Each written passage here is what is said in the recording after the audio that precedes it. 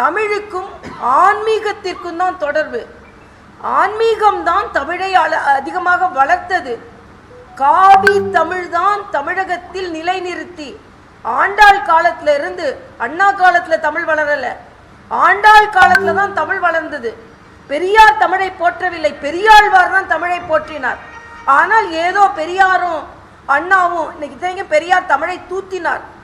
ஆனால் பெரியாரும் அண்ணாவும் தான் ஏதோ தமிழை வளர்த்ததை போலவும், ஆன்மீகத்திற்கு அதுக்கு சம்பந்தம் இல்லை போலவும், காவிக்கும் தமிழுக்கும் சம்பந்தமே இல்லதை போலவும் ஒரு தோற்றத்தை இவர்கள் ஏற்படுத்தியவர்கள். இனிமேல் நாங்கள் அதற்கு முற்றுப்புள்ளி வைப்போம். மரியாதைக்குரிய பாரத பிரதமரின் வருகை எங்களுக்கு ஒரு புத்துணர்ச்சியை தரும்.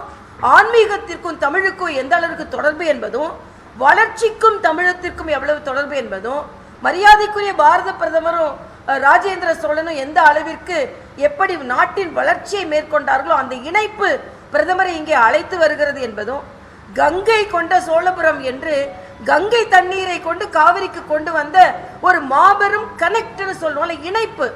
ஏதோ வட இந்தியா தென்னிந்தியா என்று பிரித்து பார்த்து வட மாநிலத்தவர் தென் மாநிலத்தவர் என்று பிரிக்கும் இந்த அரசியல் இனிமேல் எடுபடாது என்பதையும் நான் இங்கே தெரிவித்துக் கொள்கிறேன். இன்றைய காலகட்டத்தில் மரியாதைக்குரிய காமராஜர் போன்றவர்கள் கூட இழிவுபடுத்தப்படுகிறார்கள். ஆக எல்லாவற்றிற்கும் புகழ் கலைஞருக்கும் ஸ்டாலினுக்குமே வர வேண்டும், மற்ற எல்லா தலைவர்களும் இகழப்பட வேண்டும் என்ற ஒரு சூழ்ச்சியை தமிழக அரசியலில் திராவிட முன்னேற்ற கழகம் முன்னெடுத்து செல்கிறது. அதற்கும் எனது வன்மையான கண்டனத்தை நான் பதிவு செய்கிறேன். அதிமுக எடப்பாடி பழனிசாமி பிஜேபி பற்றி எதிராக பேசிட்டு இருக்காரு, கூட்டணி கட்சியா இருக்குது, இல்ல அவர் ஒண்ணு எதிராக பேசலையே, ஆதரவாக தான் பேசி கொண்டிருக்கிறார். ஆனா இவங்க இணைந்து விட போகிறார்களே அப்படின்னு பதற்றப்பட்டு திராவிட முன்னேற்ற கழகம் இண்டி கூட்டணி எதையாவது சொல்லி கொண்டிருக்கிறார். ஆக அவர் என்ன சொல்றாருன்னா, உங்களோட சூழ்ச்சி பதிக்காதுன்னு தான் சொல்றாரு, வேற ஒன்றும் அவர் சொல்லல. மரியாதைக்குரிய அமித்ஷா அவர்களும் எடப்பாடி அவர்களும் தெளிவா இந்த கூட்டணி எப்படி எடுத்து செல்லப்பட போகிறது என்று தெளிவா சொல்லிட்டாங்க.